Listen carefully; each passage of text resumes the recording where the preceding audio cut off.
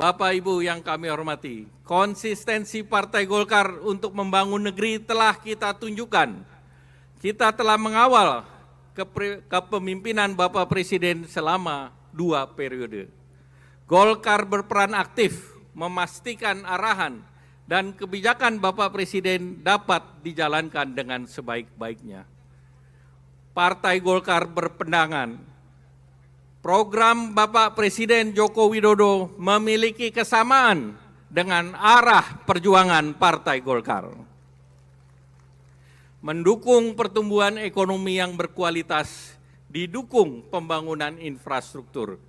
Di bawah kepemimpinan Bapak Presiden Joko Widodo, program pembangunan infrastruktur telah dilaksanakan senilai 1.300 triliun. Dan pencapaian ini didorong untuk menunjang konektivitas nasional, mendorong ketahanan pangan, ketahanan energi, dan juga mendorong hilirisasi industri. Baru saja tadi kita terima dari BPS pertumbuhan ekonomi kita 5 tipis, biasanya 5 tebal Pak Presiden. Sudah 7 semester 5%, dan kali ini 4,94, namun ini pun menjadi 3 terbesar dibandingkan negara G20 yang lain. Angka kemiskinan pun turun ke angka 9,36%. Ini angka kemiskinan terendah sepanjang sejarah. Tentu kita bisa lihat dari program yang dilakukan Bapak Presiden di perlindungan sosial. Telah dialokasikan lebih dari 30% anggaran negara. Ini menunjukkan negara kita saat ini adalah welfare state, negara kesejahteraan. Kita lihat pandemi ini dunia masih dalam situasi yang penuh ketidakpastian. Kita menghadapi geopolitik dunia yang tidak menentu. Konflik Rusia-Ukraine belum selesai. Konflik Gaza, Palestina dengan Hamas dan Israel. Serta menjelang pemilu di Amerika Serikat.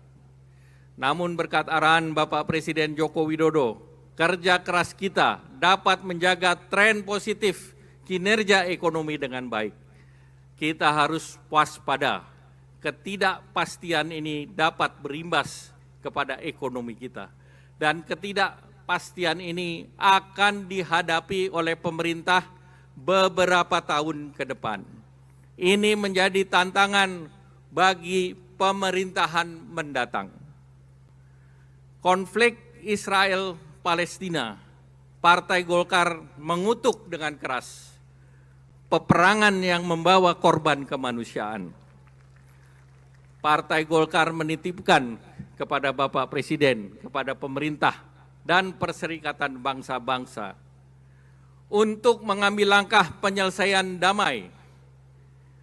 Partai Golkar minta pemerintah dan PBB memperjuangkan solusi 2 negara.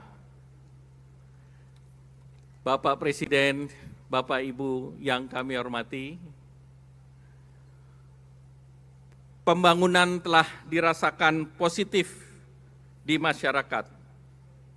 Dan berbagai survei menunjukkan tingkat kepuasan publik atas pemerintahan kita ini, approval ratingnya di atas 75%.